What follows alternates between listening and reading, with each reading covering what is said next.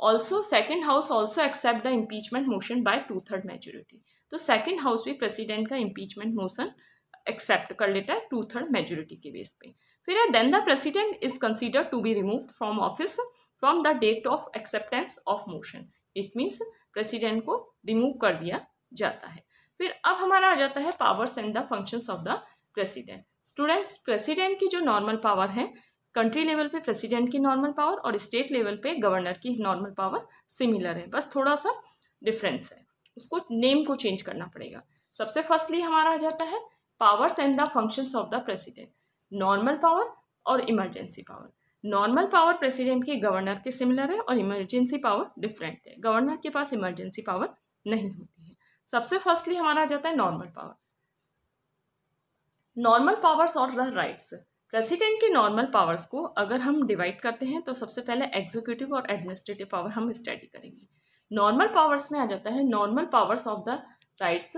सबसे फर्स्टली है एग्जीक्यूटिव और एडमिनिस्ट्रेटिव पावर। एग्जीक्यूटिव और एडमिनिस्ट्रेटिव पावर में हमारा आ जाता है जो भी लॉ से रिलेटेड वर्क होता है वो सारा एग्जीक्यूटिव और एडमिनिस्ट्रेटिव पावर में आ जाता है। According to Article 53 of the Constitution, the powers of the executive of the Union will be the hands of the President. सारी एग्जीक्यूटिव पावर होती है वो प्रेसिडेंट के पास होती है। It mean signing authority president के पास होती है। फिर इसमें एग्जीक्यूटिव पावर एडमिनिस्ट्रेटिव पावर को भी हम अलग अलग पार्ट्स में डिवाइड करते हैं। सबसे फर्स्टली हमारा आ जाता है appointment and removal of impeachment officer. इसी बेस पे हम गवर्नर की एडमिनिस्ट्रेटिव पावर स्टडी करेंगे।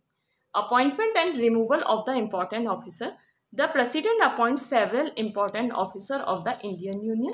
सबसे फर्स्टली है प्रेसिडेंट बहुत सारे ऑफिसर्स को अपॉइंट करता है जो कंट्री लेवल से रिलेटेड होते हैं। प्राइम मिनिस्टर को अपॉइंट करता है, गवर्नर इसी तरीके से चीफ मिनिस्टर को अपॉइंट करता है, other minister on his advice और अदर मिनिस्टर की एडवाइस पर governor of the state governor को अपॉइंट करता है, जजेस ऑफ द सुप्रीम कोर्ट के जज को अपॉइंट करता है प्रेसिडेंट, हाई कोर्ट के जज को अपॉइंट करता है कॉम्प्ट्रोलर जो अमेरिका में पोस्ट है उसी के बेस पे इंडिया में कॉम्प्ट्रोलर की पोस्ट है। ऑडिटर जनरल को अपॉइंट करता है president, plus chairman and the members of the union public service commission को और foreign ambassador it means foreign representatives को अपॉइंट करता है। सबसे फर्स्टली हम इसी के बेस पे गवर्नर की पावर स्टडी करते हैं। गवर्नर अपॉइंट करता है स्टेट लेवल पे चीफ मिनिस्टर को अपॉइंट करता है, other minister on his advice दूसरे मिनिस्टर की एडवाइस पे। गवर्नर ये इसको इसे लेफ्ट कर देते हैं हम लोग। गवर्नर ही हाई कोर्ट के चीफ जस्टिस को अपॉइंट करता है। फिर नेक्स्ट हमारा पॉइंट आ जाता है यहाँ पे यूनियन पब्लिक सर्विस कमीशन है, तो इस बेस पे हम अगर गवर्नर की नॉर्मल पावर स्टडी करेंगे तो governor state public service commission के चेयरमैन और मेंबर्स को अपॉइंट करेगा। फिर हमारा नेक्स्ट पॉइंट आ जाता है power associated with the function of the government. Governments की पावर से रिलेटेड इट मीन्स मीटिंग्स को बुलाने का काम प्रेसिडेंट करता है। सबसे फर्स्टली है हमारा power associated with function of the government. In this context, he can perform various laws. It means president बहुत सारे laws को form करता है। He calls the joint meeting of the both houses. President दोनों houses की meeting को बुलाता है। इट मीन्स लोकसभा और राज्यसभा की मीटिंग को बुलाने का काम प्रेसिडेंट करता है। फिर नेक्स्ट हमारा आ जाता है appoints and the officers and the employees of the supreme court. Supreme court के ऑफिसर्स और एम्प्लॉयज को अपॉइंट करने का काम भी प्रेसिडेंट करता है। फिर नेक्स्ट पॉइंट आ जाता है forms laws related to the powers of the comptroller. Comptroller की पावर से रिलेटेड जो लॉज होते हैं उन लॉज को बनाने का काम भी प्रेसिडेंट करता है। फिर नेक्स्ट पॉइंट आ जाता है the president also allocates portfolio to the members of the council of minister.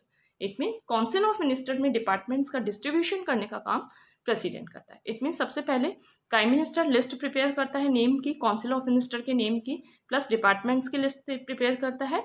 फिर साइनिंग अथॉरिटी प्रेसिडेंट के पास होती है, प्रेसिडेंट उन पे साइन करता है। फिर नेक्स्ट हमारा आ जाता है फॉरेन पावर।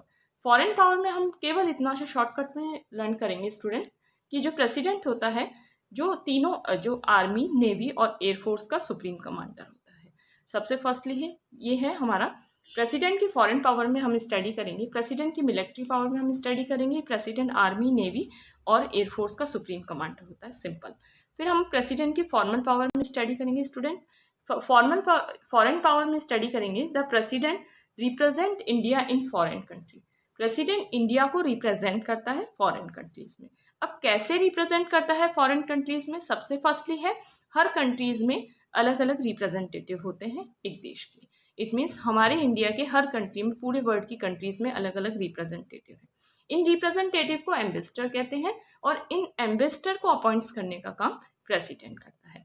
इसी तरीके से पूरी कंट्रीज़ में जो भी कंट्रीज़ हैं उन कंट्रीज़ के एक एक रिप्रेजेंटेटिव हमारी कंट्री में, जिन्हें हम एम्बेसडर कहते हैं। हमारी कंट्री में रिप्रेजेंटेटिव को अपॉइंट सर्टिफाई करने का काम, जो अलग अलग कंट्रीज़ को रिप्रेजेंट कर रहे हैं हमारी कंट्री में, उसे हम प्रेसिडेंट की पावर, फॉरेन पावर में ले सकते हैं। सबसे फर्स्टली एक बार और बता देती हूँ मैं आपको, ही अपॉइंट्स, प्रेसिडेंट अपॉइंट करता है एम्बेसडर को, इट मीन्स हमारी कंट्री के रिप्रेजेंटेटिव को दूसरी कंट्रीज में अपॉइंट करता है। सेकेंड पॉइंट है, दूसरी कंट्री के रिप्रेजेंटेटिव को हमारी कंट्री में सर्टिफाई करने का काम प्रेसिडेंट करता है। फिर नेक्स्ट हमारा पॉइंट आ जाता है कि अगर कोई भी ट्रीटीज़ है या फिर कोई भी डिप्लोमेटिक पॉलिसी है, उस पर साइन करना है, फॉरेन पावर्स से रिलेटेड है, तो उस पर वो काम भी प्रेसिडेंट करता है। फिर नेक्स्ट पॉइंट आ जाता है हमारा मिलिट्री पावर। प्रेसिडेंट की मिलिट्री पावर से रिलेटेड है, प्रेसिडेंट आर्मी, नेवी और एयरफोर्स का सुप्रीम कमांडर होता है। फिर ये हमारी हो गई executive power, it means administrative power. अब हम प्रेसिडेंट की स्टडी करेंगे लेजिस्लेटिव पावर। लेजिस्लेटिव पावर में सबसे फर्स्टली हम स्टडी करेंगे एडमिनिस्ट्रेटिव लॉ से रिलेटेड पावर। एडमिनिस्ट्रेटिव लॉ से रिलेटेड पावर है, it mean the president enjoys several power in context to administration of law. It means country level पे law को किस तरीके से फॉर्मुलाइज करना है, ये डिसीजन प्रेसिडेंट लेता है, इस बेस पे अपनी पावर्स को एंजॉय करता है, इट मीन्स अपनी पावर को यूज करता है। He calls the session of the parliament. सबसे फर्स्टली है, प्रेसिडेंट पार्लियामेंट के दोनों सेशन, दोनों हाउसेस के सेशन को बुलाता है, लोकसभा और राज्यसभा के सेशन को बुलाता है। फिर नेक्स्ट पॉइंट है कि कंक्लूजन पे पहुंचता है, इट मीन्स जो लोकसभा और राज्यसभा में क्या डिस्कशन हुआ है उस डिस्कशन के कंक्लूजन पे पहुंचता है।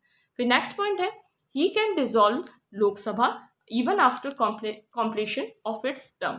इट मीन्स लोकसभा का टेन्योर होता है 5 ईयर्स का, लेकिन 5 ईयर्स से पहले अगर लोकसभा को डिसॉल्व करना है तो प्रेसिडेंट ये काम करता है। इसी तरीके से अगर गवर्नर की एडमिनिस्ट्रेटिव पावर में हम स्टडी करेंगे तो 5 ईयर्स से पहले अगर लेजिस्लेटिव असेंबली को डिसॉल्व करने का काम करना है तो गवर्नर करता है। फिर नेक्स्ट हमारा पॉइंट आ जाता है, president gives speech in the joint meeting of the both houses. Lok Sabha और राज्यसभा की मीटिंग हो रही है, प्रेसिडेंट उसमें स्पीच देने का वर्क करता है। फिर नेक्स्ट हमारा पॉइंट आ जाता है, नेक्स्ट पावर आ जाती है हमारी powers to nominate the members. It mean सबसे फर्स्टली है powers to nominate the members, it means Lok Sabha और राज्यसभा में नॉमिनेट करता है। सबसे फर्स्टली हम स्टडी करेंगे, the president has the power to nominate 12 members of the Rajya Sabha. President Rajya Sabha में 12 मेंबर्स को नॉमिनेट करने का वर्क करता है, जो आर्ट, लिटरेचर और साइंस में परफेक्ट होता है, स्पोर्ट्स में परफेक्ट होते हैं। इसी तरीके से प्रेसिडेंट 2 एंग्लो इंडियन कम्युनिटीज़ के मेंबर्स को लोकसभा में अपॉइंट करता है। सबसे फर्स्टली हमने स्टडी किया था कि 12 मेंबर्स को राज्यसभा में अपॉइंट करता है, 12 मेंबर्स